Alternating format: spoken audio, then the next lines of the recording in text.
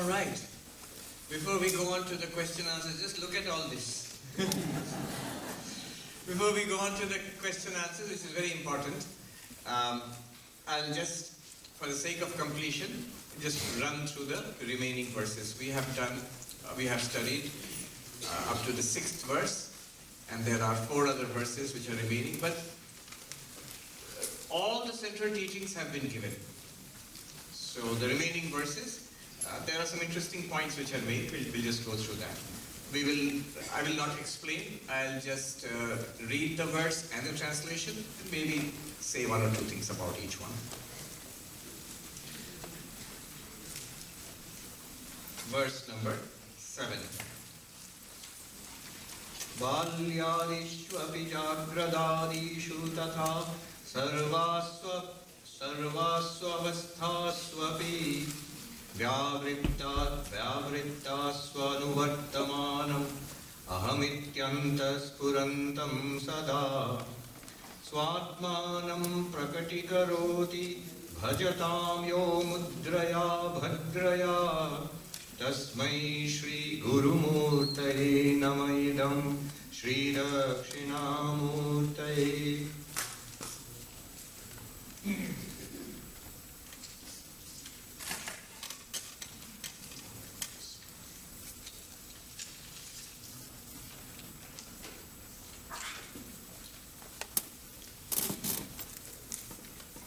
He whose existence and reality shine always and uniformly in various states of the body, like infancy, etc., and of the mind, like waking, etc., and who reveals the highest knowledge of the Atman by a mere auspicious Jnana Mudra, to that Dakshinamurti, the Supreme Being, embodied in the auspicious and benign Guru, I offer my profound salutation. A reiteration of the Advaitic teaching. The world, the body, and the mind go through many changes. These are called avasthas, states of existence. We are particularly concerned with the body and the mind because this is where we are embodied and we identify ourselves with that. The body goes through many avasthas, many states. Infancy, childhood, teenage, youth, middle age, old age. And the mind goes through many avasthas, waking, dreaming, sleeping, and again waking. So here he says, balyadishu api, childhood, infancy, etc., or jagradadishu, waking, dreaming, deep sleep. These are various states of the body, mind, which we as the one consciousness, shining through all of them, as the I am. See, whatever we experience, right now I am seeing you. I have the feeling I am. You notice when you're seeing something? When you're not seeing anything, you close your eyes, just hear. Now the experience of hearing and the experience of seeing are very different from each other. But one thing is in and through common. I am. I am of the nature of existence awareness. It sounds very abstract, existence awareness. We're just talking about you. As you are right now, as I am right now. This existence awareness is common right now when I'm looking at you, when I'm not looking at you, when I'm listening, when I'm not listening, when I'm eating, talking, walking, whatever I'm doing or experiencing. That I am is common to all of that. In all our waking experiences, that I am is common. Now one caution here. It's not that all the time we are thinking, I am. No, we're not thinking that. Right now you may think, I am, but you may not think also. Even when you are not thinking that, even when you are not thinking I am, you are there. Otherwise that conscious experience of your life would not have been possible. Suppose someone is playing a game of tennis, or someone is doing surgery on a patient with great concentration. In states of great concentration, nobody thinks I am. But is it a fact or not? That awareness, that existence was there or not? It was there, otherwise the experience of doing surgery or playing tennis also wouldn't have been there. So the I am is continuous, whether we think about it or not. I am in waking. But when we fall asleep and dreams come, the whole world goes away. My body goes away from my own experience. But a world of dreams has come. The I am continues. I am in the sense of awareness existence. And the claim is in deep sleep also. The I am continues, but you cannot express it as I am. You cannot think of it as I am. It continues because the experience of absence, that is deep sleep. Deep sleep is not an absence of experience, it's an experience of absence. So the I am continues there, which manifests the nothingness of deep sleep. This is a subtle way of thinking. So the I am is there everywhere. In good things also the I am is there. In suffering and unhappiness and misery also I am is there. In every experience that I am is there. Not only that, notice, every experience is possible because of that I am. Suppose you remove all experiences, blank, I am is still there. But suppose you remove the I am, no experience will remain. Are you following this? You have to check with your own experience inside, then you will understand, yes, this is a simple fact. That I am shining, everything else shines. By the light of that I am, everything in your life is lit up. So Vyavrityasu, separate from all these avasthas, childhood, middle age, these are states of the body. Waking, dreaming, sleeping, states of the mind. Happy, miserable, excited, bored, states of the mind. Separate from all of these, and yet in and through all of this, lighting up all of this, is the I am. He says, Aham nityanta spurantam sada. Always inside shines the I am. Swatmanam prakati karoti bhajatam yo mudraya mudraya. When you identify the I am with the avasthas, with the states of body mind, you say I am, and then you add a child. I am old. I am happy. I am intelligent. I am a Vedantin. I am. So these are all, I am is being associated with the changing avasthas. But you see the problem in that. The avasthas keep changing. The I am does not change. So any association of the changing and the unchanging is an error. Any association of the unchanging I am with the changing avasthas of the world and the mind, any association, I am miserable. You are not miserable. You are the I am shining upon the misery, temporary misery in the mind. Oh, thank God you said that, Swami. Now I am very relaxed. No, you are not relaxed. You are the I am shining upon the temporary relaxation of the mind. You, the I am, is forever beyond the relaxation and the tension of the mind. Shantam, Shivam, Advaitam, that is the nature of the I am. And how to know this I am? Try to step back from the avasthas, the ever-changing body, ever-changing states of the body, ever-changing states of the mind, and see yourself as you are. And that, he says, Mudraya Vadraya. Dakshinamurti teaches us with this hand gesture. Mudra. This one. Where the avasthas of the body, this is physical body. Avasthas of the mind, this one. Waking, dreaming, deep sleep. Happy, miserable, intelligence, dumb. All of these ideas. I'm doing well, I'm doing very badly. Mind. So, but Maharaj, I am doing rather poorly. When you fall asleep, when the mind stops speaking, are you doing poorly then? No. This I am is shining upon the mind, but the states of the mind. Then the deep sleep, the Karana Sharira, from which emerges the waking and the dreaming. All these three, step back from them. This one, you step back. What is this? The self. When you are like this, I am body, mind and causal body. Causal body, subtle body, physical body. Just this one. I am this one. This is expressive. When you step back from them, I am not the physical body, I am not the subtle body, I am not the causal body. In Sanskrit, Sharira Traya Vilakshana Atma. I am the witness of the physical world here. I am the witness of the mental world here, emotions and thoughts and dreams. I am the witness of the causal world here. I am the witness, separate from all of them. Then what am I? This one. What is it then? See, when you're in association with these three, one can easily answer. What are you? I am body here. I'm also mind, thoughts, ideas, memories, personal. I'm a person.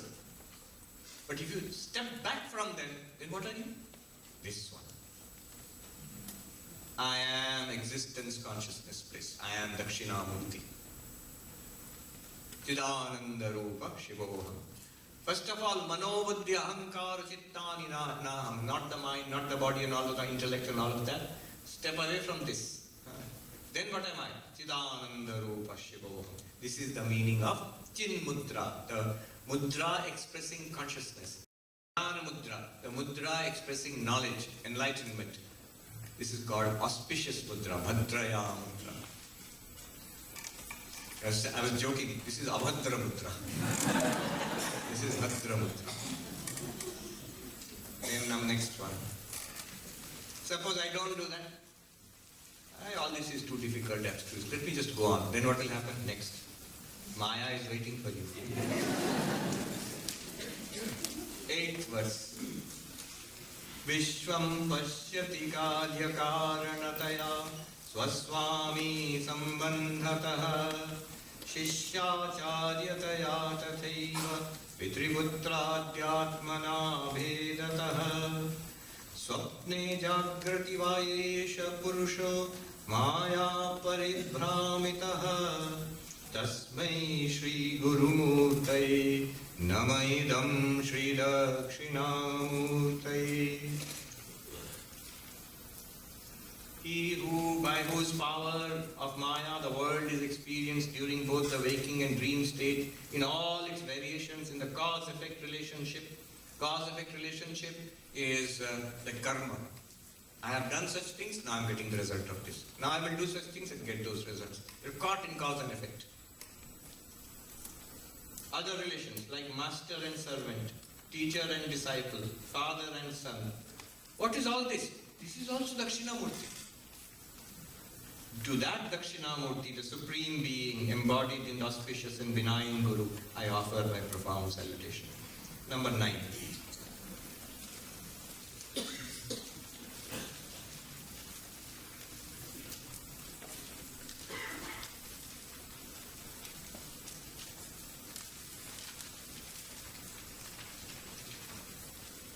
Bhurambhamsyanalo anilo ambaram maharnatho himangshukuman ityabhati characharatmakamidam yasyaiva murtyashtakam nanyat kinchana vidyate vimrishatam yasmat parasmat vibho tasmai Shri Gurumurtaye namaidam Shri Dakshinamurtaye. The moving and non-moving universe is but the manifestation of his subtle and unmanifest eightfold form, that is earth, water, fire, air, sky, sun, moon and Jivatman. He by whose grace all these manifestations disappear with the realization nothing exists except the Supreme Brahman. To that Dakshinamurti, the Supreme Being, embodied in the auspicious and benign Guru, I offer my profound salutation. This is called Vishwarupa. This is basically what Arjuna sees in the 11th chapter of the Bhagavad Gita. Arjuna says, yes, I understand whatever you have taught up to 10th chapter, but I would like to see this. I would like to experience it, not just understand it, experience it. What Krishna is saying is that I am the one consciousness and so are you, behind this entire world of appearance. But that's not how we experience the world. We experience the world as I am this one person and the whole world is separate from me and I'm interacting with all of you. I don't experience myself as I am all of you and everything in this universe. Can I experience that one being is the entire universe, or the entire universe as one being? And Krishna said, all right, I will give you, by my grace you can see. And he shows. But the result is Arjuna is terrified. He said, I don't want to see. He asked to see it. And he gets so terrified of what he is seeing. And some of the highest poetry is there in the 11th chapter of the Bhagavad Gita. That's called Vishwarupa Darshana. This is also Vishwarupa Darshana here. What happens? You see the universe as Dakshinamurti, or see the universe as one being. And Vedanta says that one being you are. You are this universe. just like you might say after waking up from the dream, the entire world of the dream, the universe of the dream, I am. You can honestly say that. You projected it. I am that. Similarly, here you can say, once you realize that pure consciousness, I am that witness consciousness, from there all of this appears. So I am all of this. In 11th chapter, some extraordinary, soaring, sublime poetry, and sometimes terrifying, is given there. Like 1,000 suns rising in the sky at once. Oppenheimer quoted from some shlokas, I am come time, the destroyer of worlds.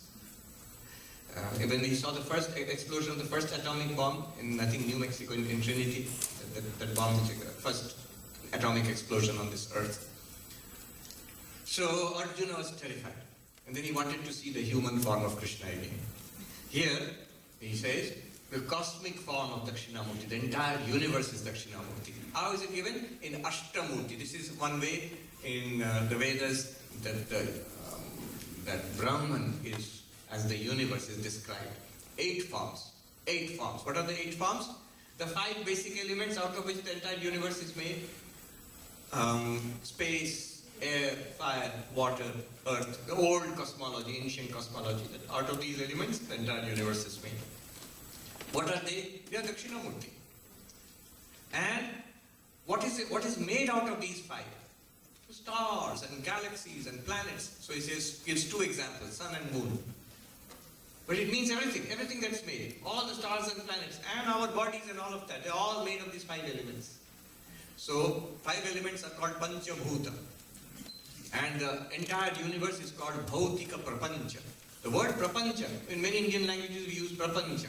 Prapancha means Prakrishtena Pancha. In detail, 5 in detail. What do you do with the 5 elements? You do this universe. So the 5 elements and this universe represented by sun and moon, and then sentient beings like us, who inhabit bodies made of the 5 elements. But we are also conscious beings, we are sentient beings, Jiva. So now you have 8. 5 elements, the universe made of 5 elements, and the sentient beings like that, Jiva. 5 elements, sun and moon, plus Jiva, 8 form. This is the Vishwarupa Darshana, which Arjuna got in Bhagavad Gita. Here, Dakshinamurti is showing. Yet all through 5 elements, sun and moon, all of us, what are they really? All of that is really Dakshinamurti, existence consciousness. That's what is being said here. Finally, result.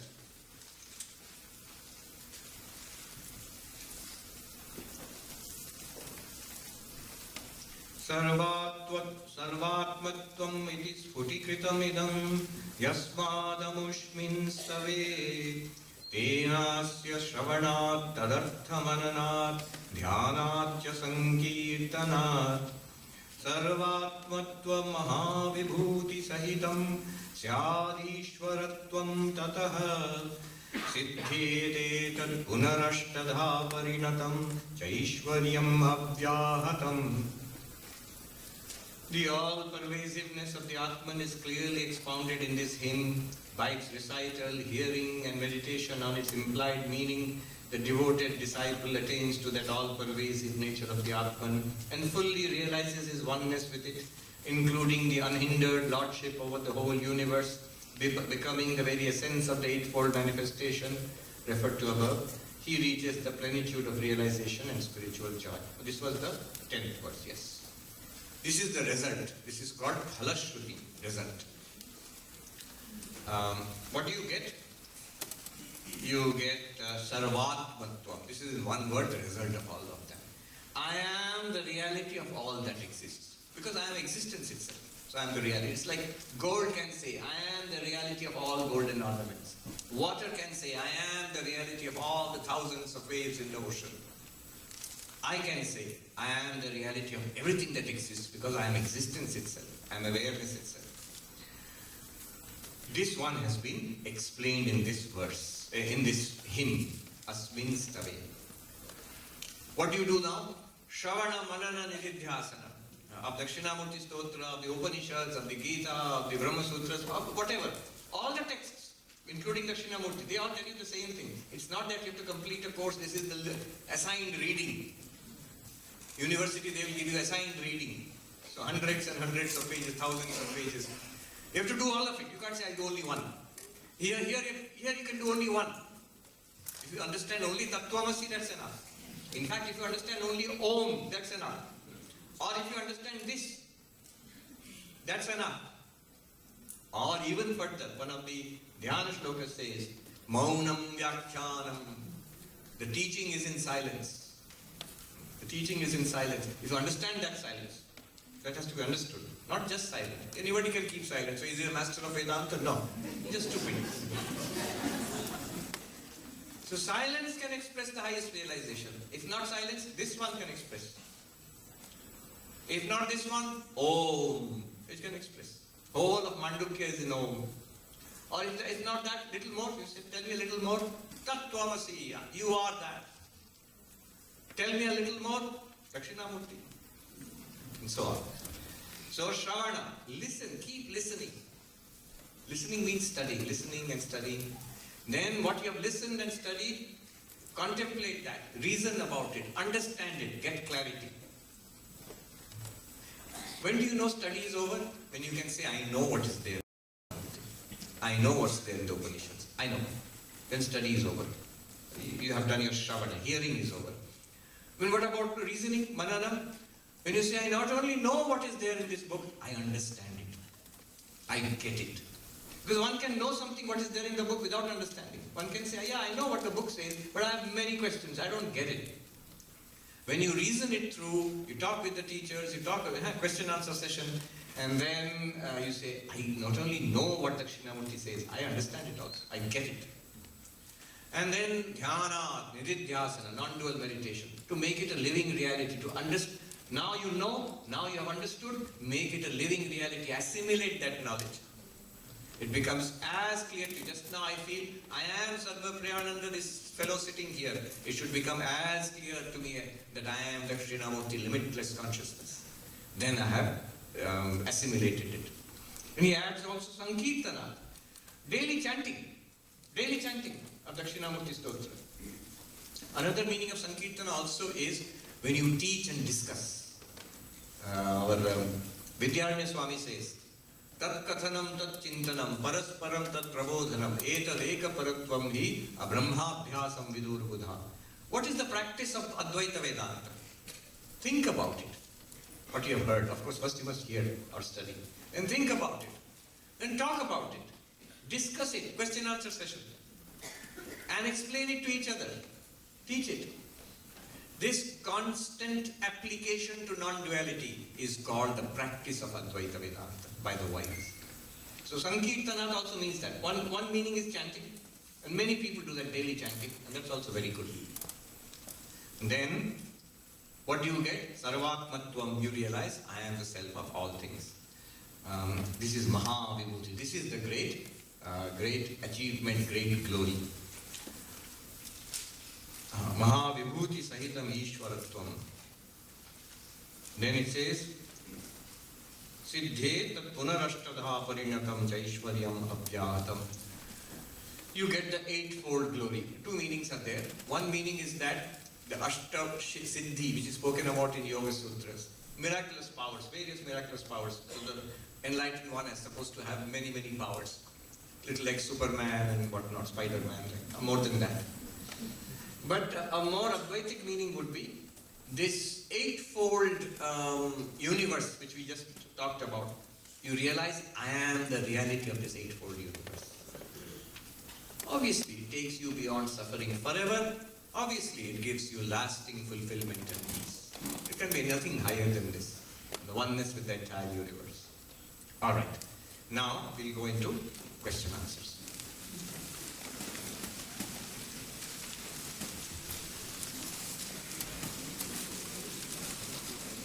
Now, there are many questions. Obviously, I cannot answer all the questions, but what I'll try to do is cover as many as possible in the given time. One thing is, don't wait for when will my question come, or I'm in tension, will my question come or not? Don't do that. These questions can come to all of us. So often when we discuss a question, raise a question and discuss the answer also, it is of benefit to everybody. Sometimes other people benefit from your questions. Sometimes you benefit from other people's questions. So it's best to listen attentively to the questions and the answers.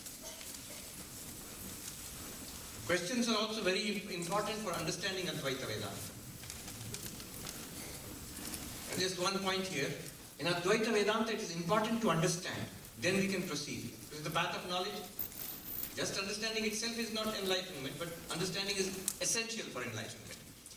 In the other paths, the path of devotion or meditation or japa, not important to understand totally. Some understanding should be there. Then you must do it. Then it only will give results. Here the doing, understanding is part of the doing. Hearing, understanding, and then meditating upon it. So it is part of it. This question answer is very important. It's a sadhana. Sadhana, it's a spiritual practice. One might think, all this is fine, but then I have to do spiritual practice. No, this is spiritual practice. I met this yogi in the Himalayas, young man from Nepal, sadhu. He was practicing meditation, Patanjali yoga. And I asked him, so what about Vedanta, non-dual Vedanta? Don't you like it? I have a predilection for this. So I asked him that, and he said, हाँ पढ़ा तो है कुछ लेकिन वो बहुत बात करते हैं वो अनुभूति नहीं है उनको. So these Vedantis, they talk a lot, give lectures, read books and all this. They don't have realization. Alright, so now let's go into it. Why does Maya have to exist in the first place? If we are Brahman, then why does Maya need to stand as an impediment in us realizing this truth? Alright, this is a question that comes. The way it is explained here also. Maya paribhramitaha, being whirled around by Maya. But why? Why is Maya doing this to us? Now, why does Maya have to exist in the first place? Remember, Maya is not only obstruction, it's also benign. It's also help. Sri Ramakrishna said there is Vidya Maya and Avidya Maya. Avidya Maya, the Maya of ignorance, is what traps us in the world. I am the body and the mind, and my goal is money, my goal is relationships, my goal is just this world. This is Avidya Maya. Why? Because it hides our real nature from us and it traps us in samsara. Why are you saying it's a trap? So it's okay, isn't it? No, it's not okay. Because you will yourself say after some time it's not okay. When bad things happen, when shocks come, as they inevitably will, it's a samsara of continuous change. Everybody will face some rainy day or the other. Then we complain. So, that is avidya maya. It traps us in samsara. But then there is vidya maya, according to Sri Ramakrishna. There is Vedanta, there is dispassion, viveka, there is vairagya, there is devotion, all the spiritual paths. That is Vidya Maya. That's also within Maya, but it's Vidya Maya. So Maya is not just an obstruction.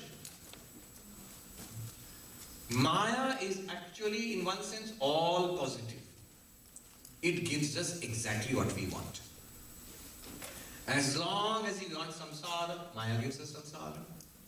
When we don't want samsara, we want God, ultimate reality, Brahman, self-realization, Maya gives us that. This is an ancient idea of Maya, pre-Advaitic Maya idea in one sense, in only one sense. In Sankhya, there is the idea of Prakriti, nature. What does Prakriti do for Purusha, consciousness? What does nature do for you, the conscious being? It does everything. In the Sankhyan language, Bhoga Apavarga. Bhoga means experience. Often Bhoga is translated in our books as enjoyment. It's not just enjoyment. In fact, mostly it is not enjoyment. Enjoyment and suffering, experience. Prakriti, nature gives us experience. Krishna also says, Sarvam karma kilam partha jnani parisamapyate. Everything you do, Arjuna, in this world, it will not culminate in you earning money or getting a kingdom. Nothing you will get in this world is permanent. What you will get from it is experience. You will grow spiritually, that's all. That's what Maya does for us. By giving us money and education and relationships and life and career and knowledge, secular knowledge, it's one kind of development we get. When we get tired of all of this, we want something more, higher, final, deeper. Maya shows us the way to God, God realization, enlightenment, whatever language you use. So Maya is like that. It is the power of God. Sri Ramakrishna gives another example. The mother, as long as the baby is busy, to keep the baby busy, she's got a lot of work to do. So she keeps the baby busy with toys. The baby is playing with toys. As long as the baby is playing with toys, the mother isn't bothered because the mother is very busy. But when the baby throws away all the toys, it's Sri Ramakrishna's words, and throws up its arms and says, in Bengali says, Ma Jabal, go to mother. You can't even make a full sentence. Mother, go to mother, or mother, come. Then the mother throws away all her work and comes and picks up the baby and puts the baby on her lap. Similarly, says the Divine Mother keeps us busy with the toys of the world. I'm doing well. Good, you're doing well. Go on. And when I say I'm not doing well, is it terrible? Isn't there any solution to all this? What's the point of all this? All right. Now that you ask, Vidya Maya is pulled down. So these are all spiritual answers. There's a philosophical answer also. When you say, why does Maya have to exist in the first place? The answer from Advaita will be, does it? Only Brahman exists. This whole existence of Maya is from our side of things. It seems to exist. The enlightened one has noticed something. The enlightened one doesn't have this question. I think it's Swami Asheshanandaji who probably said, somewhere I read, he said that on this side of enlightenment, we have the question but not the answer. On that side of enlightenment, enlightened ones, they have the answer but not the question. So if we are Brahman, why does Maya need to stand as an impediment? It doesn't stand as an impediment. It gives us exactly what we want. When we want samsara, it gives us samsara. And when we want moksha, it gives us moksha. When we want, we're making the transition from samsara to moksha, it might seem for us to take a long time, a lifetime or lifetimes. Then we feel Maya is an impediment. It's not an impediment. It's just our old stuff, the conditioning that we have pushed into our mind, which is making it difficult for us. Kashmiri Shaivism, they have a different take on this. Instead of using the Maya thing, they say, you are Shiva. And you have limited yourself in this way. That story by Alan Watts. He was a philosopher, Vedantin, Buddhist in the Bay Area in the 1950s, 60s. So that story, I love it. He has a book. Many people don't read it nowadays. The name of the book is The Book. And the subtitle is The Taboo Against Knowing Who You Are. There he starts with a story. God existed eternally. But existing for eternity, no one else is there, only God is there. It's very boring. So God got bored and God wanted to play. It's a child story but very profound. God wanted to play. But whom will God play with? Does not have any friends. Nobody is there except God. So God thought about it. And then God got an idea. God is awfully clever. So God got an idea. I will pretend to be not God. Now there are two, God and not God. Then I can play. So God pretended to be not God and started playing. But the problem is, God is so good at what he does. When he pretended to be not God, he completely forgot that he is God. And God, pretending to be not God, is now searching for God. Here we are. This is samsara. Kashmiri Shaivas will say, no Maya, no impediment. You are Shiva. What can stop you? This is the absolute freedom of Shiva, Swatantriya Shakti. You want to be a Jiva. Shiva wants to play as not God. That's what's going on now. You are Shiva playing as not Shiva. But when you want to realize that I am Shiva, nothing can stop you. You can immediately realize. But you say, but just a minute. Now I want to realize. That's why I've come to this. But I am not able to realize. I am trying to realize my Shiva nature. But I am not able to realize. The Kashmiri Shaivas will say, now Shiva wants to try to realize that he is Shiva. Shiva now wants to act as a sadhaka, spiritual seeker, not spiritual finder. At one time Shiva will decide, enough spiritual practice, enough retreats, enough Dakshinamurti. Now I want to realize that I am Shiva. Immediately will realize. Who can stop you? You are Shiva. Why am I not becoming enlightened? Why am I just trying and trying and trying? Because that's what you want to do, according to Kashmiri Shaivism. The moment you decide, I don't want this anymore, I want to become enlightened, you will become enlightened. This is their take on it.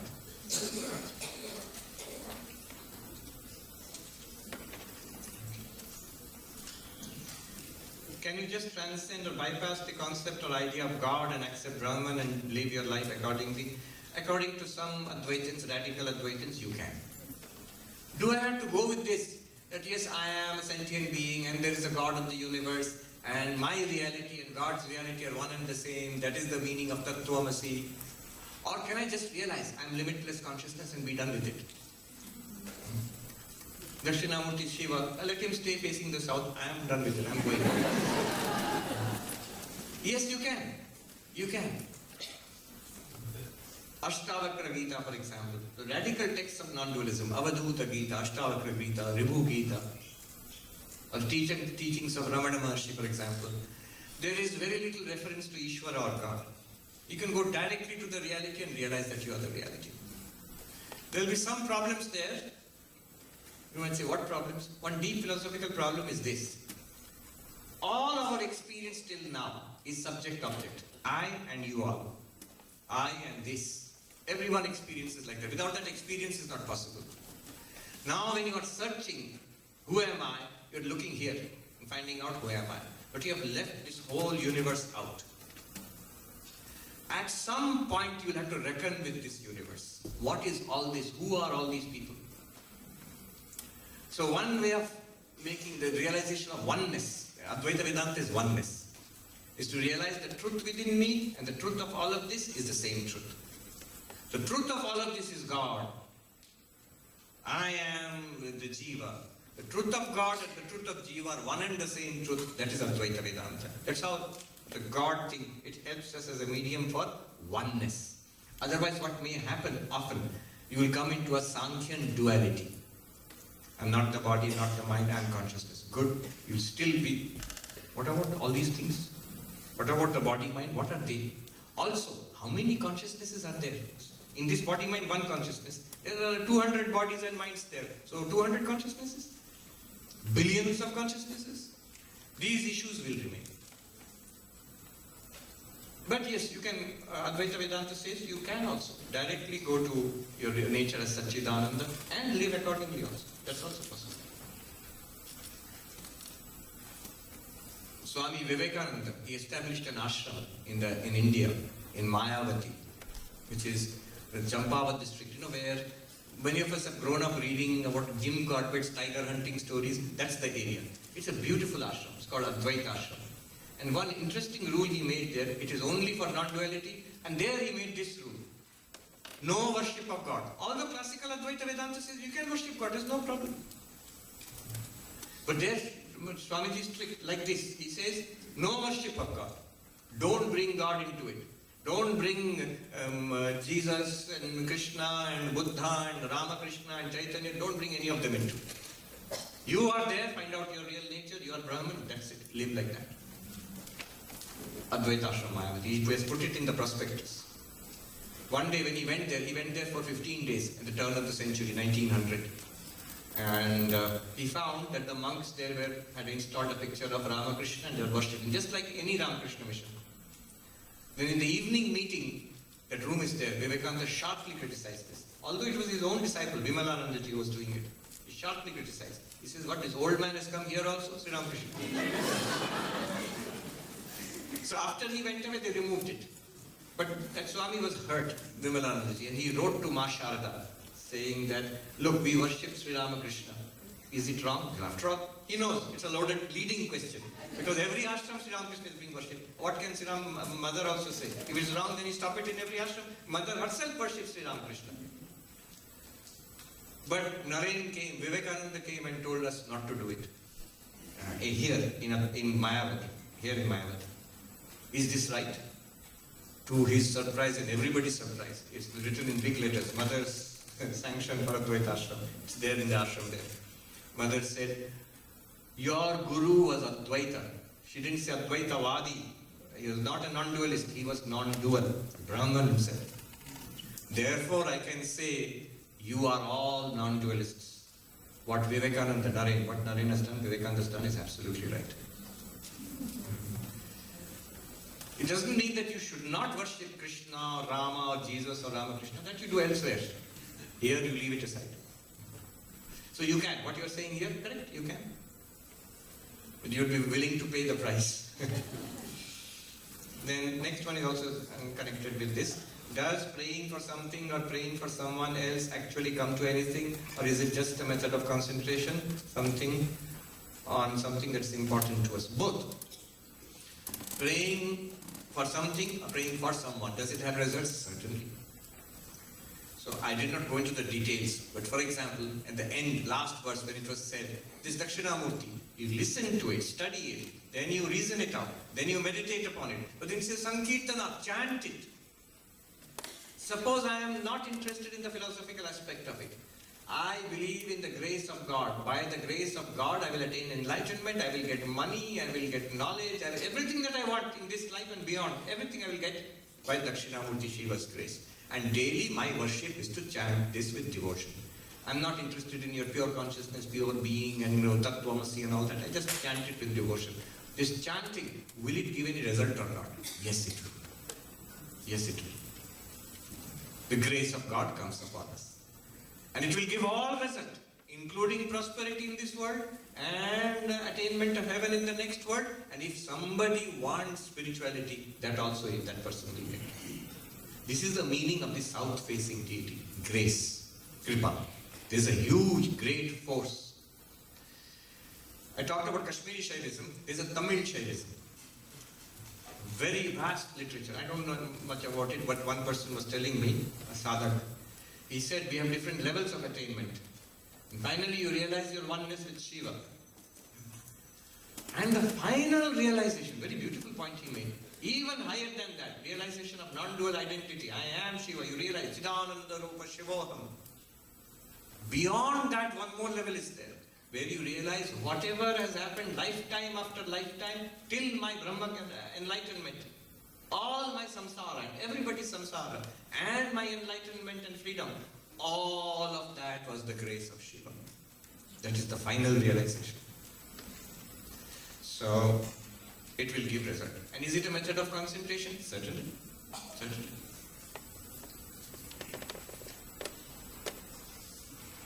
Why is Dakshinamurti facing south direction? Oh, right. So this is the question, and I was just talking about it.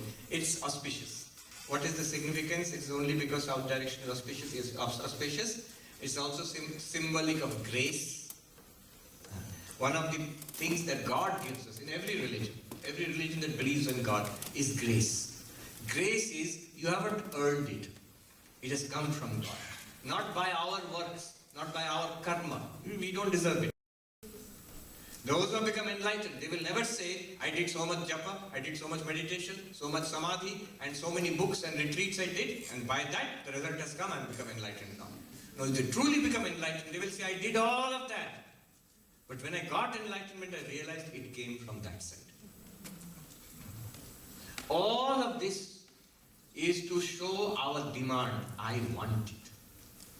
In the Bible it is written, knock and it shall be opened. You have to ask and you will receive. But that asking you have to do. That asking is all our effort.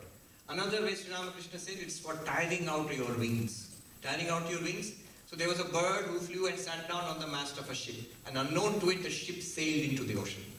When it realized it was in the middle of the ocean, it got alarmed and it flew to the east. Water, water everywhere. Comes back, tired, flew to the west, only water, no land. Flew to the north, flew to the south, came back finally and sat down on the mast of the ship. Nowhere to go, helpless. But the ship took it to land. So, Sri Ramakrishna's teaching was, tie your wings out. You attend as many retreats as you like. Read books, listen to many YouTube talks. Do japa. One young monk who has joined the monastery, when I went to India this time I saw him. So, I had not seen him earlier. He had not seen me also. When I went, he's a very humorous young monk. Came and bowed down to me. At last, my YouTube sadhana has given result. How many hours of sadhana after spiritual practice I've done? He must have faced scoldings of his mother and father. Always YouTube. But finally, you have appeared before me. All that is the bird tiring out the wings. You finally sit down, the mast is God. More specific, if you want to be more specific, you can take the name of God, mantra. Just the mantra, which you have received from the Guru. Sit there. Be a little focused and steady. Stay there for a few hours, for a few days, for a few months, for a few years. Stay there and you will get the result. Of course, little warning footnote here. One young monk came to Swami Turiyanandaji, but told this story to the young ones in Banaras. The monk said, I have understood what you have said, Swami. I will not fly around here and there anymore. I will sit on the mast. That means I'll sit here. Turiyanandaji said, when did you fly? You have to try a little bit. You have to study, you have to go, explore, you have to practice this thing and that thing. That shows your enthusiasm. From the beginning you say, oh, it's okay, I'll just sit quietly. That means you don't want it.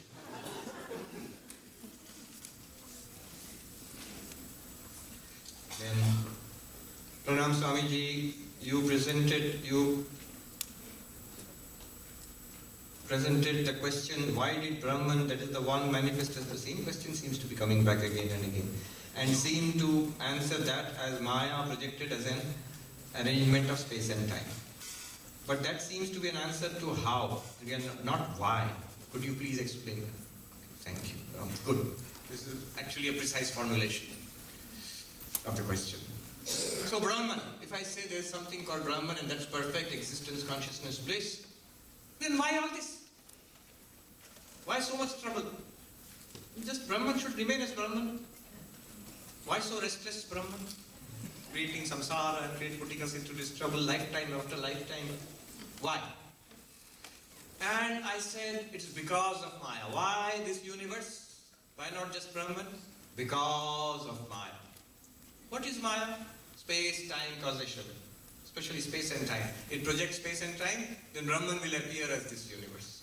And once it appears as the universe, causation will take over. Cause and effect, law of karma. One thing will happen after another with a chain of causation. Because of this will happen. Because of that will happen. And like this, you will have this universe. But then he's saying, this is more like an answer to the how. How Brahman is projecting the universe through Maya, through space, time and causation. But still, why you have not answered? Why at all? You can even ask, why Maya? You say Maya. Now, why Maya? Why Maya? This question, why Maya? Why at all? Swami Vivekananda says, the question is wrong. The question is wrong. But you can ask, why is the question wrong? Seems to be a good question. Why Maya? So follow this carefully. When we ask why, what are we asking for? What answer will satisfy you? Any why requires an answer starting with because. Why is the grass wet? Because it rained. Why did it rain? Because of the clouds. Why are there clouds? Because of evaporation. Why is there evaporation? Because of the sun. Why is there a sun? Because of fusion reaction in the hydrogen atoms being smashed together, producing nuclear fusion, this heat and light. So why you can ask. But this why, this causality is part of Maya. You have already accepted causality, then only you are asking why. But if you ask why Maya, you are asking why causality is equal to why. What is Maya? Space, time, causality. I'll give an example. It's like asking, what is outside space? But the moment you ask this question, inside and outside are space words. You have accepted space already. Outside space is a wrong question. If you ask what is before time began, what is there before time? Then you are already accepted time, because before and after are time words. Only in time it makes sense, before and after. Only in space it makes sense, inside and outside. Only within causality it makes sense, why, because. But outside space, time and causality, the question why does not stand anymore. It's like asking what is before time, what is outside space. Why Maya? It's like why causality? Are you following this? Okay.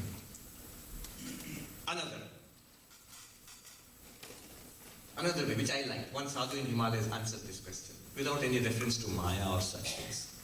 He said the very nature of Brahman, of consciousness, is to experience. but there's nothing else to experience. It's like, he says, the very nature of the eyes is to see.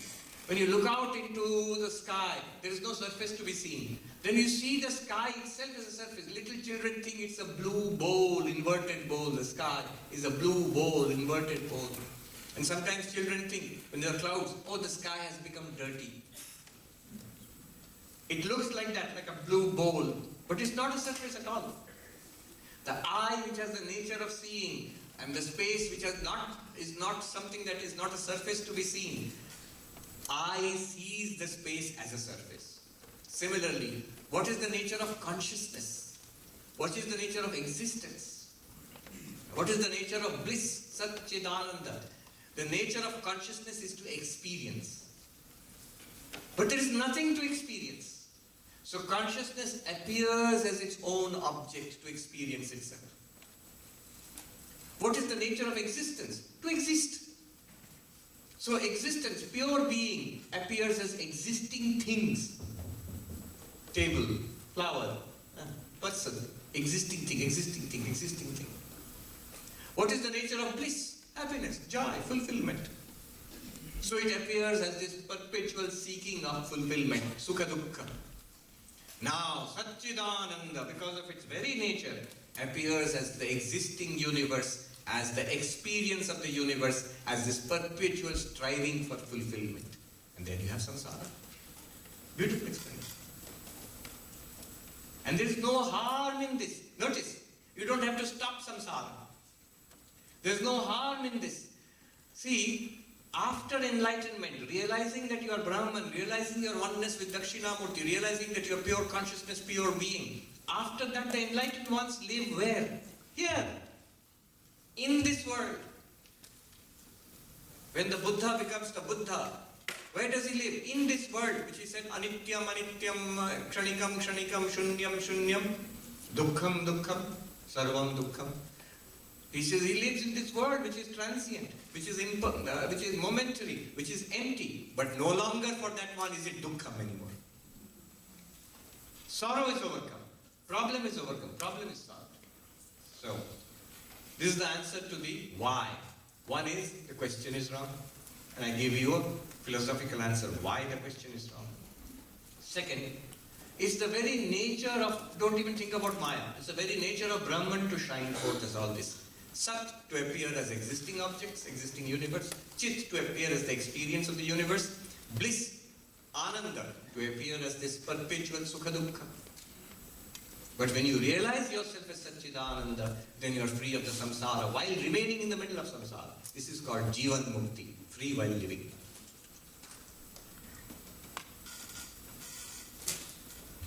Since we are all, in fact, everything in the universe is eternal consciousness, why do we need to pray and worship, etc.? Whom are we worshipping?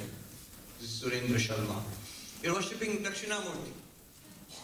But I am Dakshinamurti. How will I worship Dakshinamurti? When you are Dakshinamurti, you are not worshipping. You are Dakshinamurti. When the question of praying and worshipping comes, you immediately think of yourself as Surendra Sharma, as this person, Surendra Sharma. Then only I pray to God. If I think of myself as limitless existence, consciousness, bliss, whom will I pray to? After, now follow this, after realizing yourself as Brahman, limitless existence, consciousness, bliss, you can still continue as Surendra Sharma.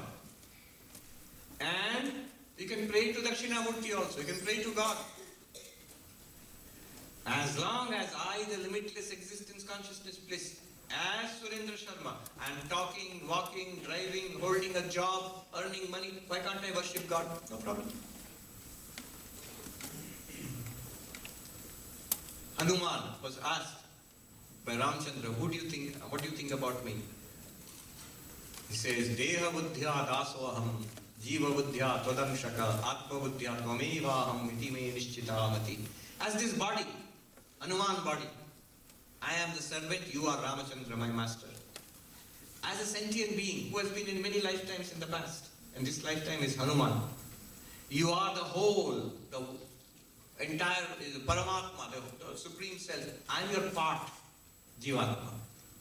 But as pure consciousness, as awareness, existence, consciousness, bliss, you and I are one. Which one is true? All are true. Dvaita, Vishishta, Dvaita, Advaita. So you can, Hanuman can say, as this body, as this Hanuman, I am your servant, I will continue. I also know I am your part, and I also know I and you are one. But depending on the perspective. Vivekananda says, I was just reading a couple of days back, having realized your oneness with all, exactly what Dakshinamurti is saying. Keep for yourself the capacity to limit yourself as if at will and throw yourself into one aspect. I am the devotee, he is the Shiva, the south-facing Shiva, the Lord. And be fully the devotee, keeping for yourself always the freedom of coming back to the non-dual oneness. What a beautiful thing this is. Sri Ramakrishna goes into Nirvikalpa Samadhi, knows his oneness with the Divine Mother, comes back into the body, I am Ramakrishna. This is Kali, my mother. He says, in this two are dwelling, the mother and the devotee. Keep for yourself that capacity to go there and come back. Vivekananda told an American disciple, always keep these two sides, mother. That Satchidananda, I am Brahman.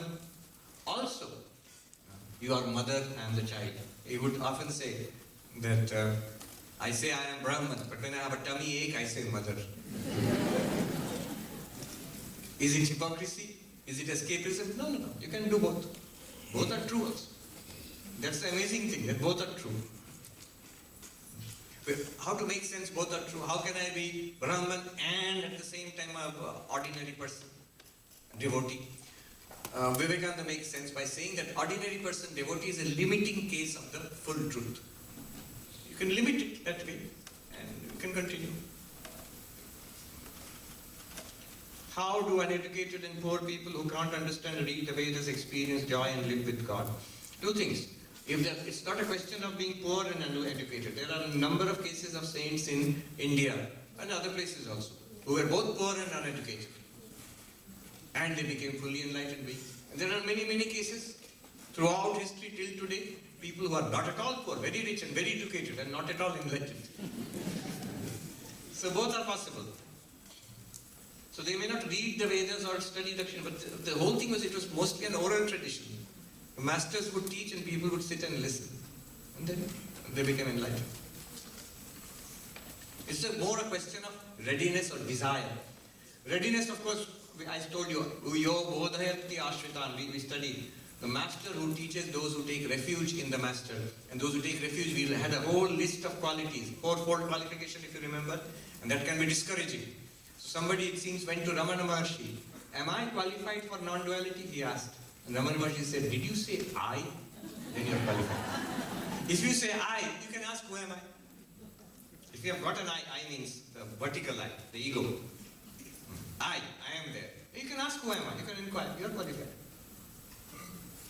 After intellectually understanding I am Brahman, see, I am Brahman.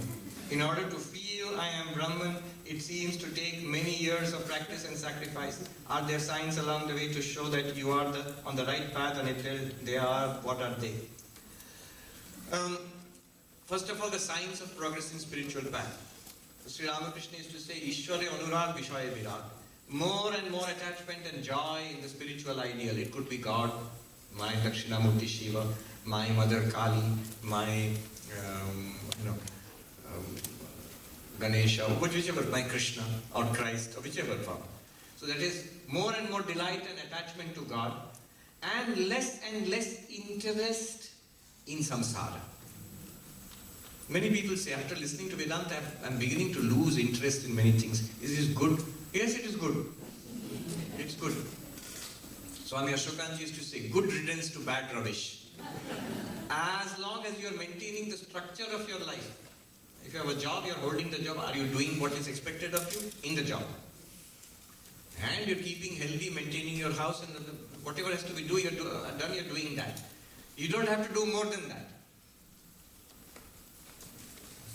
This is so sad. This one gentleman I met in the ashram in the Bahamas. So he came up to me in the evening after a class, elderly gentleman. He was of Indian descent. I don't think he was Indian. He said, Swami, and he was cribbing about his wife. So he said, I really want to give more time and energy, but I feel I'm neglecting my duty, and my wife has so many expectations. And I have to take this job, earn that much money, and provide this and that. I said, that's really sad. Initially, if you do that, it's fine. But at some time, both you and the wife should have this maturity. Enough is enough. Let's move on to higher things now. See, you're coming to an ashram, you're coming to listen to talks, you're practicing yoga and all of that. So that should be your higher goal in life. The others, you should say, enough. Shankaracharya uses the term alam pratyaya. This cognition in the mind, it's enough. Draw a line there. Both wife and husband. No. Simple living, high thinking. That's it. No more money. No more money is not at all, but it's... don't keep pursuing that. Another opportunity to earn money. Every opportunity to earn money means more time and energy goes. You're already in your 60s or 70s. How long will you carry on with this life like this? And wife also should think, whatever I have got till now, whatever I can get in the future, is just a variation of this. When will this ceaseless hunger for more and more and more stop? There's a beautiful saying which I like, which Vedanta, why Vedanta? All spiritual paths say this. Whatever is behind you and whatever is yet in front of you is as nothing compared to what is within you. I don't know who said it, but I read it somewhere. I liked it very much. Vedanta wants to say that. Whatever is behind you, all your past, achievements, regrets, unhappiness, disappointment, all your future, expectation, anxiety, worry, whatever is there in the future, nothing compared to what is there within you right now. I gave this talk in an ashram. After the talk, when I went to the kitchen, there was a note on the kitchen. Whatever is behind you and whatever, I made this quotation, whatever is behind you and whatever is in front of you is as nothing compared to what is in the freezer. So we monks and all, we went to open the freezer. There was ice cream, somebody put ice cream there.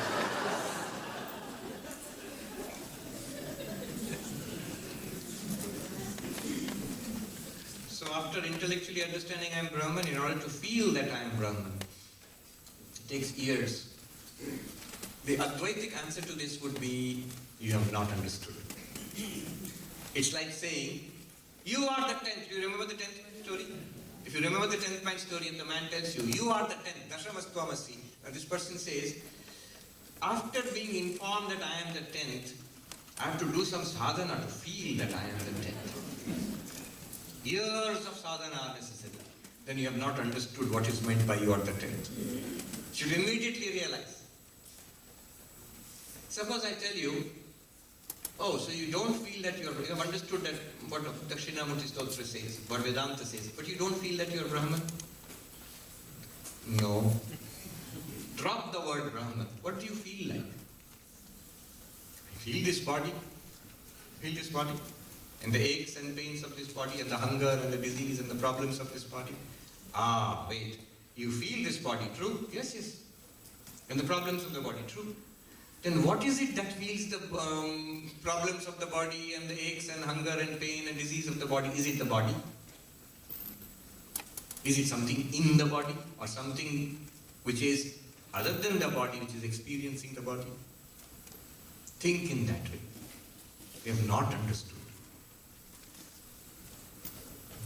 If you feel even this is not clear, then keep at it, Shravana, keep listening to it.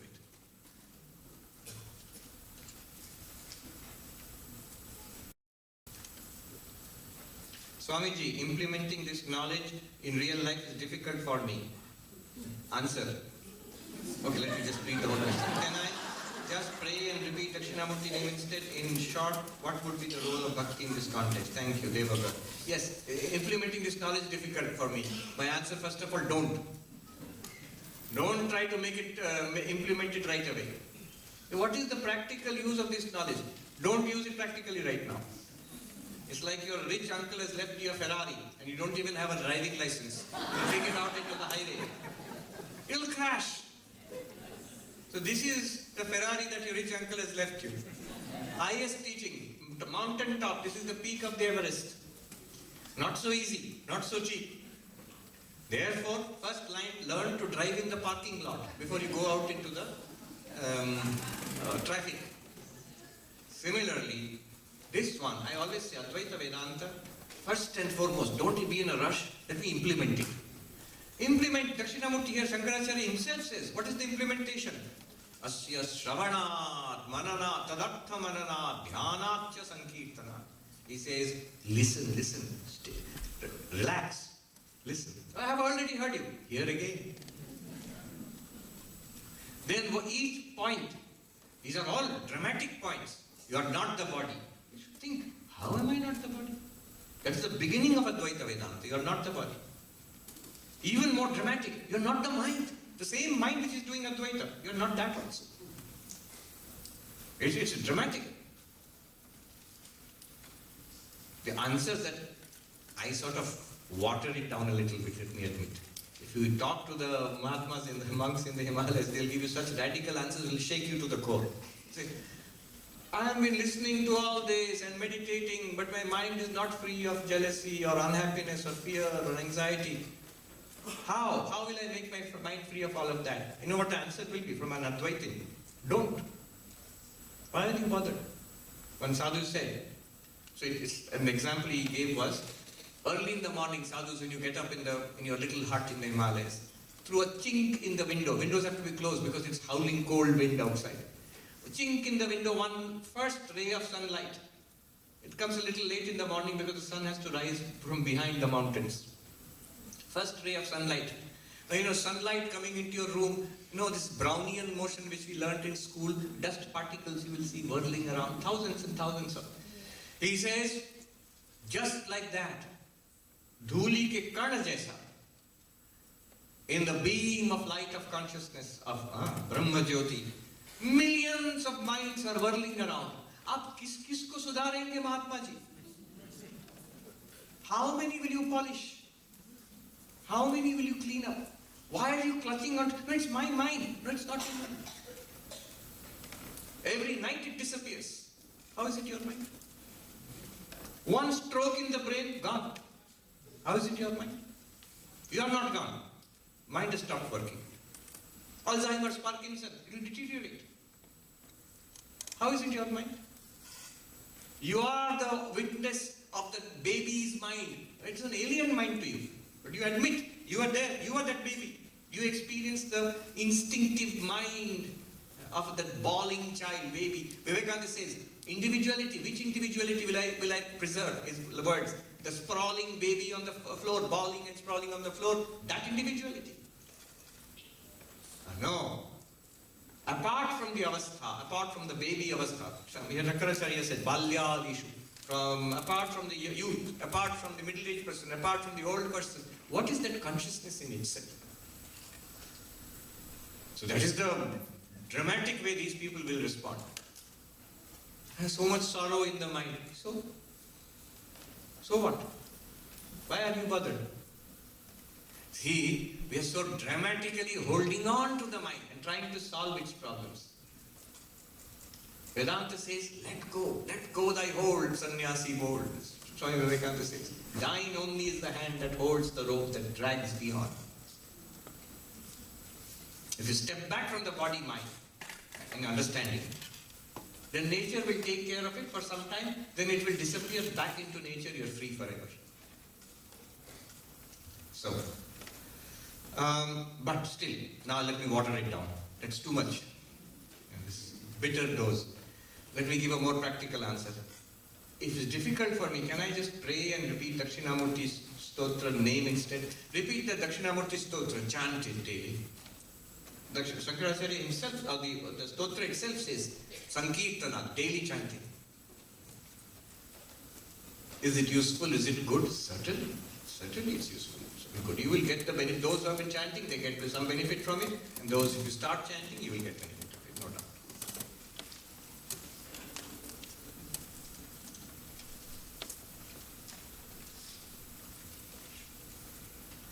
Respected Swamiji, Pranam, how do I implement the knowledge that all is Brahman or I am that in day-to-day life? See, it is hurry to implement it.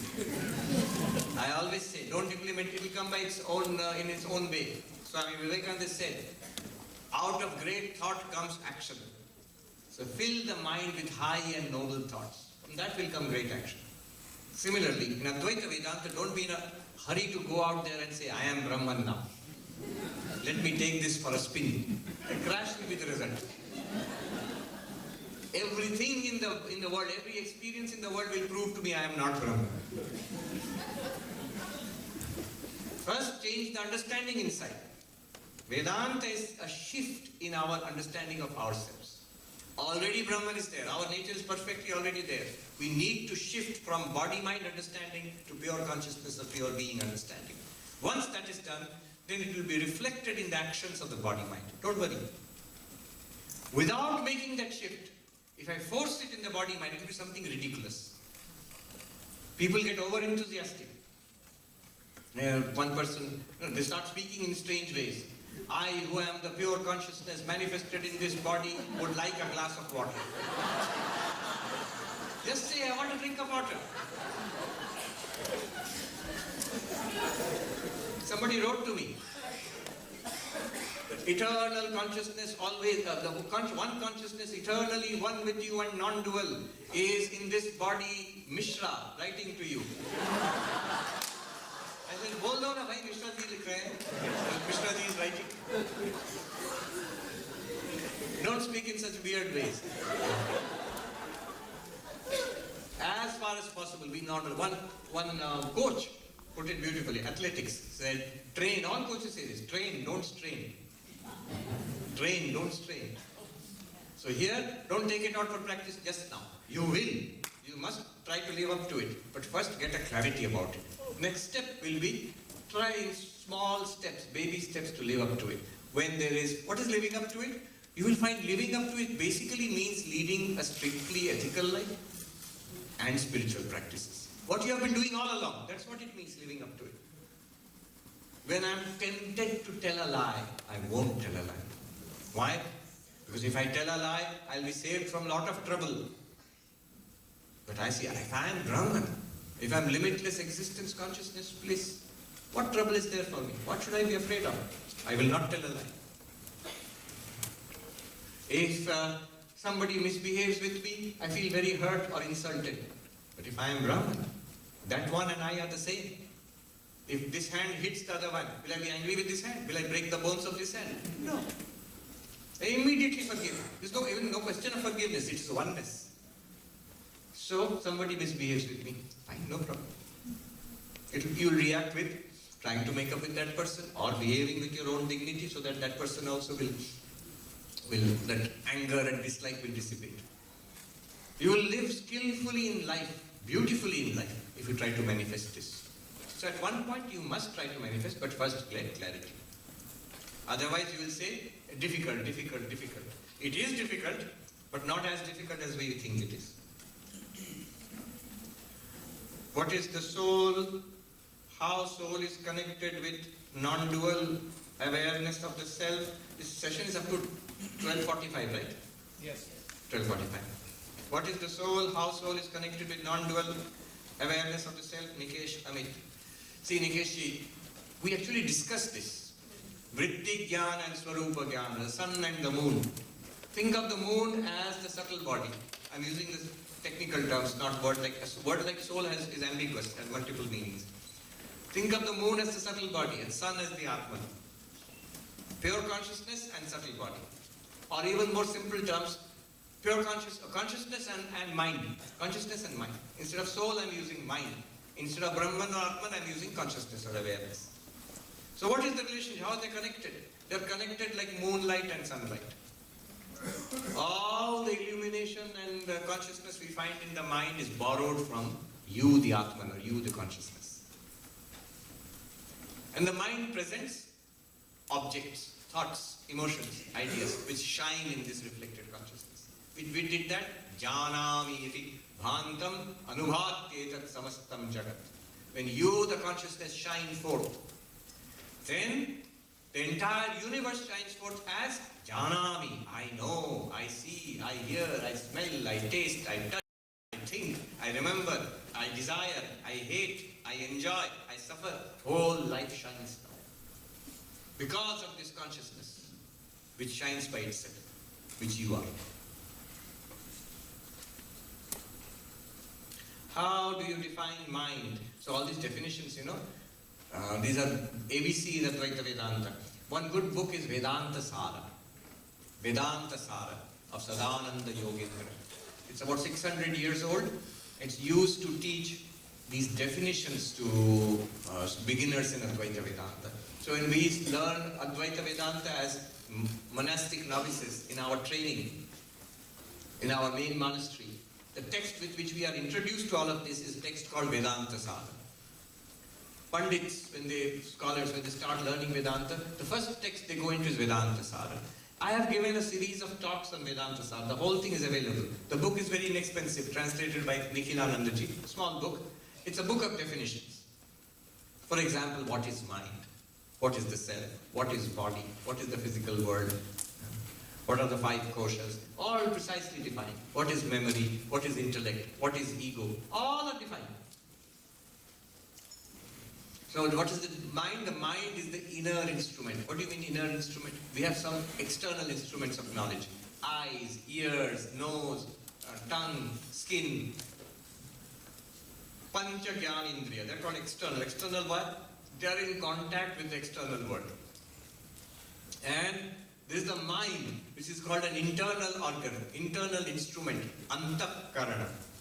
Why is it called internal? Because it's not directly in contact with the external world. It's in contact with the senses. The senses get information and dump it into the mind. And then the mind processes everything. So mind, what is the mind defined as? It's 4 functions. Manabuddhi Chitta Ahankara. There's the processing function, which the mind considers everything. Sankalpa, Vikalpatmakam, Mana, that's mind. Another part of the mind is called intellect.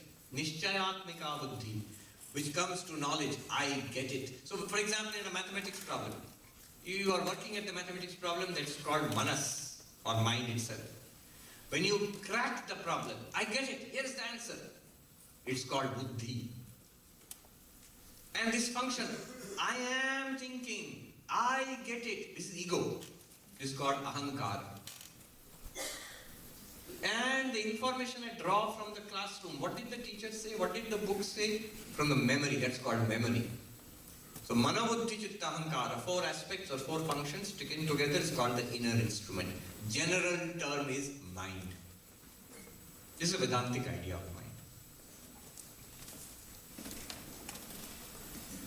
What is the role of the mind in attaining non-dual state of consciousness? Okay, 2 points here. First of all, there is no attainment of non-dual state of consciousness.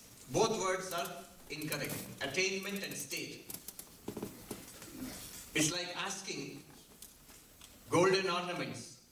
How will the gold, how will you attain the state of gold?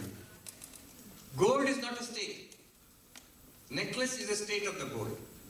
Bracelet is a state of the gold. Ring is a state of the gold. The gold itself, as appears as, is made into different ornaments. Those are different states. But the gold is the reality. Similarly, non-dual consciousness is not a state. It is the reality. Right now there is non-dual consciousness. But it is experienced as this duality. I, the experiencer, and this is the experience. If I would know what I truly am, I will see it is actually non-dual. So it's not a state. Also, it is not attained. Meditative mind is attained. Devotional mind is attained. You have to work at it. Calm down the mind, focus, then you will get a meditative mind. That's the state of the mind. It will not be there, it's not there now, it will not be there later on. You work at it, focus, try, practice, you will attain it for a while. That's called a meditative state of the mind. A prayerful state of the mind. A loving, devotional, worshipful state of the mind. The states of the mind. But non-dual consciousness is there everywhere. In meditative mind, non-dual consciousness is there. In restless mind, non-dual consciousness is there. Non-dual consciousness is no problem with most restless mind. And most samadhi, in meditative mind in samadhi, the same non-dual consciousness everywhere. Like that. But the real question here, what he is asking, what is the role of the mind? So I will, if you might say, all right, you phrase the question in your own language. So I will say, what is the role of the mind in realizing non-dual consciousness? In becoming enlightened, in non-duality. What's the role of the mind? It's a big question. It will take one whole session, 1 hour to answer. Because, I just indicate this problem. Upanishad say, Vedanta says, that non-dual consciousness, Brahman, Atman, is beyond the mind. The mind cannot realize it. Yan manasana manute yena urmanomatam. Kenopanishad says, what the mind cannot think about, that Atman, by which the mind is illumined. So mind cannot think about it. So mind, what is the role of the mind? Nothing. Mind can't do it. And the same Upanishads say, Manasai vedam aptavyam. Only by the mind it can be realized. Just seems to be opposite. What is the role of the mind in enlightenment? Crucial role. What is the role of the mind in enlightenment? No role. How will you put these two together? So that will give us a clarity about what enlightenment is. In enlightenment, what can mind do and what can it not do? I will indicate, just for the sake of those who have been studying Vedanta, I will give you the technical terms for this discussion and leave it at that. You must have studied Vritti Vyapti and Phala Vyapti. Vritti Vyapti and Phala Vyapti. Again, all of this was studied here. I didn't go into the depths. In the fourth shloka of this fourth verse of this hymn, this Ghatodharastita Mahadeepa Prabhavaswaram. In a pot, there is a great lamp. The pot has many holes, light is coming out of it. Then what is the result? Janami, I know. The two words, Bhantam Anubhati, shining and shining afterwards. Role of consciousness, role of the mind. What is knowledge in day-to-day life and what is spiritual knowledge, enlightenment? What are the commonalities, what are the differences? This is the topic. I am not going to answer it now.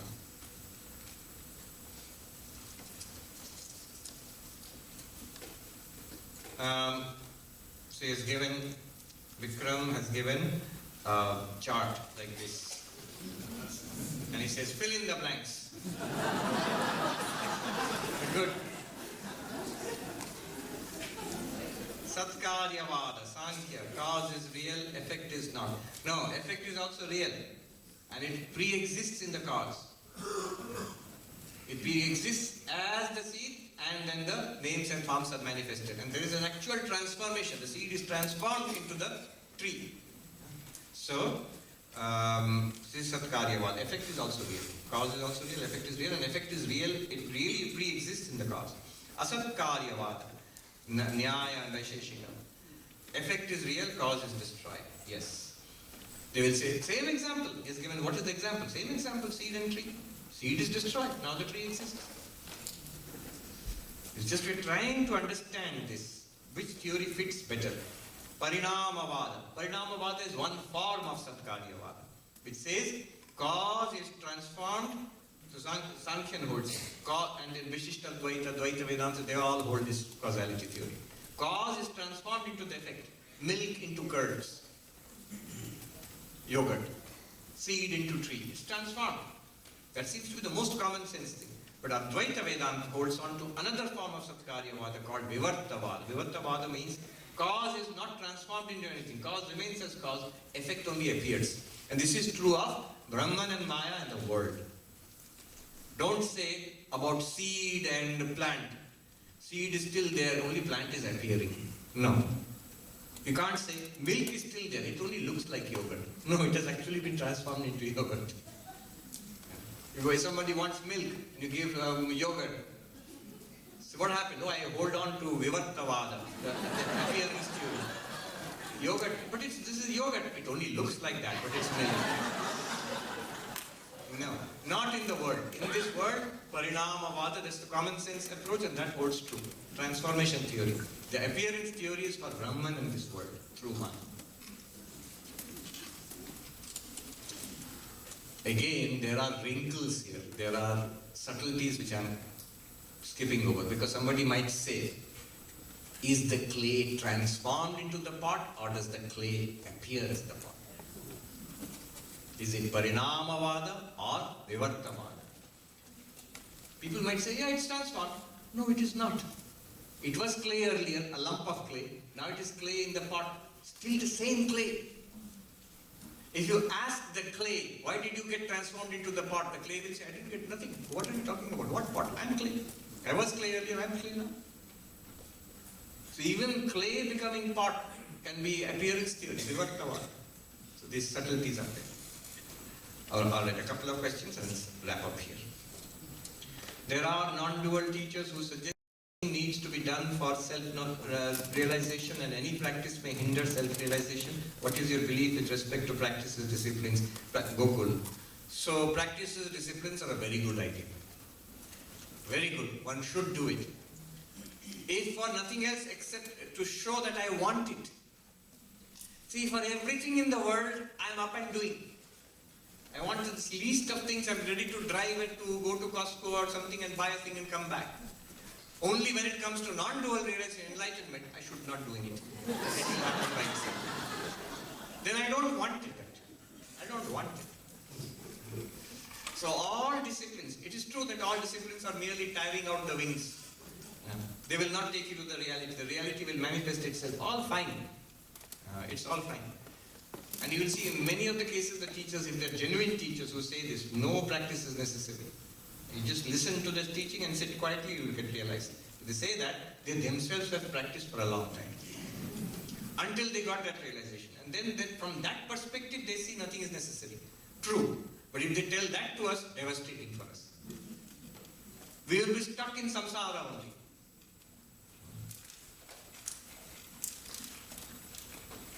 It is true that this is all Brahman. There is no need to go away to realize Brahman. But one sadhu put this, is a Himalayan sadhu. He said, first neti neti, then iti iti. Not this, and realize it, then you see everything is that. Then he said, Jo acharya shishya ko iti iti se shuru karwata hai, wo shishya ki hatya kar deta hai. The one who's acharya, who starts by saying, oh, don't forget it, this is Brahman, it's done. Brahman is Satchidananda, where else will you search for Brahman? It's done, it's here itself. That master kills, he says hatya, it kills the student. That master has realized or just speaking like that, we don't know. Even if that person has realized, you're blocking the road to realization of that student. You yourself went through, I've seen such masters or read about them. Years, decades of searching and practice. Or even short period of searching and practice, but very intense. And then they realized. And they realized those practices are really not necessary for this, because this is always there. But that's the problem. So, conclusion is, practices, disciplines, all are necessary. Do them. Sadhana, spiritual practice, is necessary for realization one side of the mountain. One side, climbing up to the top, it's necessary. And then once you have reached the top, manifesting that realization, again sadhana is necessary. If a person has not completed, these are terms in Vedanta called krita upasti, akrita upasti. If a person has not completed the course of sadhana and somehow gets the realization by the grace of Guru or something, after that, what does that person have to do? That person has to complete the sadhana. The same meditation, the same renunciation, the same devotion, the same selflessness, same purification of the mind. This is called manonasa vasanakshaya. Realization, enlightenment, what we are talking about, the technical term for that is tattvajnana, realization of the truth, enlightenment. But control of the mind and purification of the mind, have you the ability to plunge your mind into samadhi at a moment's notice, like a flip of a switch and you're gone. To that level you must develop the mind. Have we purified the mind that nothing in this world will tempt me or scare me? That kind of character. Then only the truth will manifest in all its glory. Otherwise what will happen is, it's all discussed in a book called Jivan Mukti Vivek by Vidyaranya Swami, about 600 years ago he wrote. So these issues were always there in non-duality. Otherwise what will happen is, you may have a full grasp of non-duality. You may have. You know all Dakshinamurti, all things, and you can give much better lectures. You know. You can convince yourself and you can convince others also. But in life you will struggle. Life is very harsh. Life is a good reality check. So one who has gone through these disciplines can easily manifest the realization, can easily realize the truth and manifest it and live it. The one who has not gone through these disciplines will find it to realize the truth, find it difficult to realize the truth, and find it difficult to live it in life also, even if you get it mentally, intellectually. Okay, one more. How do I achieve enlightenment? By living in this world. World means family, job, and injustice around you, from Vikas. This is the Ashtamurti, the eightfold form which Dakshinamurti talked about. The five elements, the sun and the moon, and all sentient beings. And yes, job, family. You can add from Ashtamurti, one more family, one more job, one more injustice. And they are all forms of Dakshinamurti. And in the middle of that, why can you not realize Dakshinamurti? Krishna taught all this to Arjuna in the middle of the battlefield. Worst situation of human beings. If he thinks that Vedanta can be practiced in the middle of the battlefield, we have no excuse. Our lives are much easier than that. We have no excuse for I am too busy, I have a job, a family and all that. I should be able to practice it here. So with that message of hope, let me do a peace chant and bring it to a close. Om Shanti Shanti Shanti Hari Om Tat Sat Shri Ram Krishna